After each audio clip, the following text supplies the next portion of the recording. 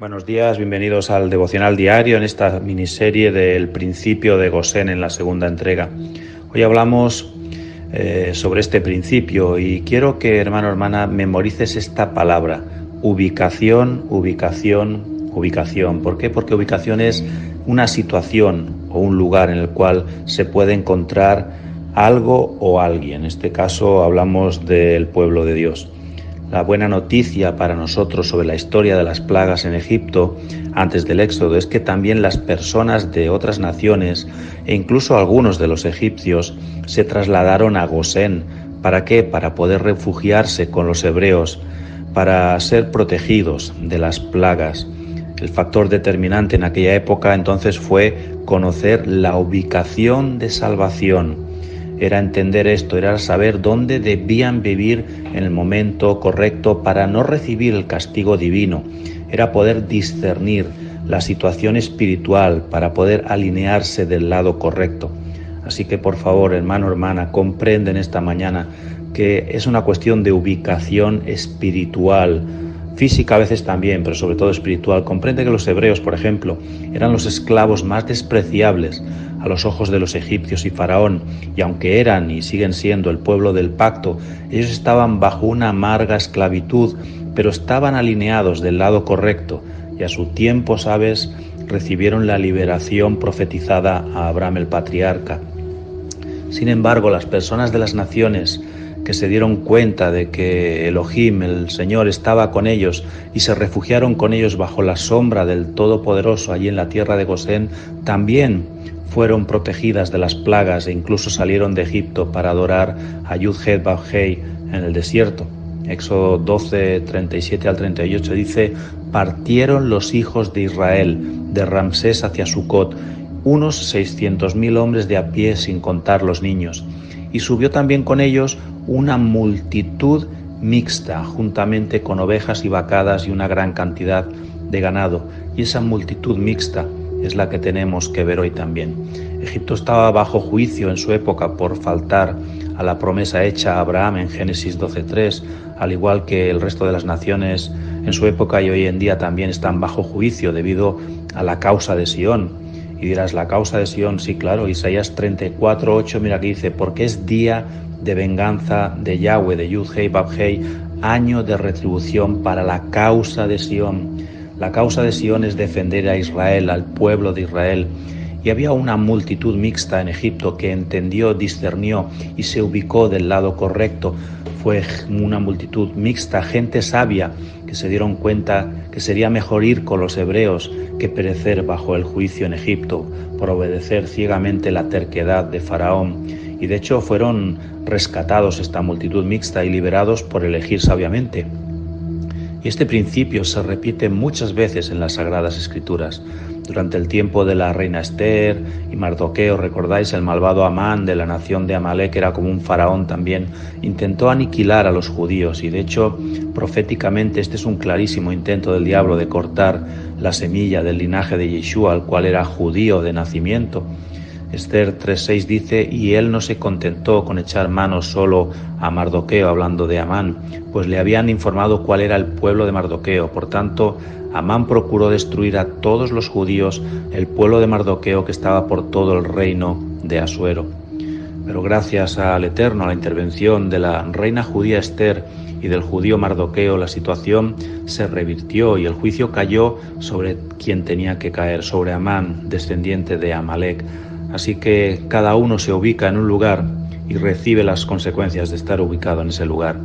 Los sabios del imperio persa se hicieron judíos para escapar del juicio que caía sobre todos los que levantaban la mano para dañar a los judíos. Esos sabios se trasladaron al barrio judío incluso a vivir y se convirtieron en judíos. Se convirtieron y quedaron bajo la sombra del Shaddai, del Elohim de Israel.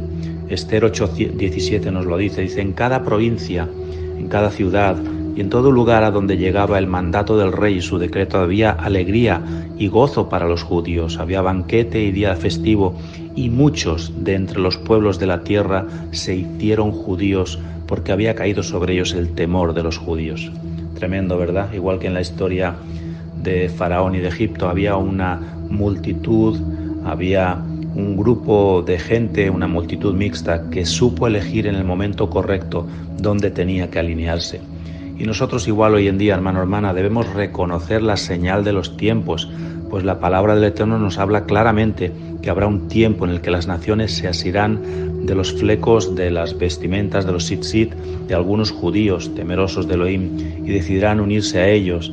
O sea que habrá gente que entenderá dónde tiene que alinearse en estos tiempos finales. Y tú y yo tenemos que ser de esa multitud, de esa gente que venimos del mundo, pero nos unimos, nos agarramos del tzitzit de Yeshua, nuestro hermano mayor, nuestro Señor, nuestro Adón. Zacarías 8:23 dice, así dice Yahweh Tsebaot, en esos días 10 hombres de todas las naciones asirán el manto de un judío, diciendo, déjanos ir contigo porque hemos oído que Yud-Hei Vab-Hei, el Eterno, está contigo. Así que somos de esos 10 hombres, de esas 10 casas perdidas de Israel que están recuperando la identidad, se están ubicando del lado correcto junto a la casa de Judá, junto a los que guardan Torah, pero nosotros además reconocemos a Yeshua como nuestro Adón, nuestro Señor, y les hablamos cuando podemos también a la casa de Judá para que así ellos vuelvan también a Yeshua.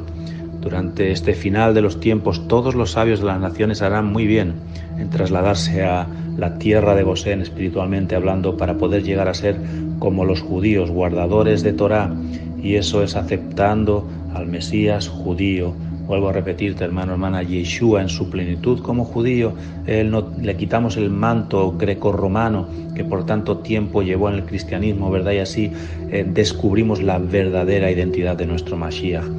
Así nos agarramos del tzitzit creyendo que hay bendición en guardar la Torah.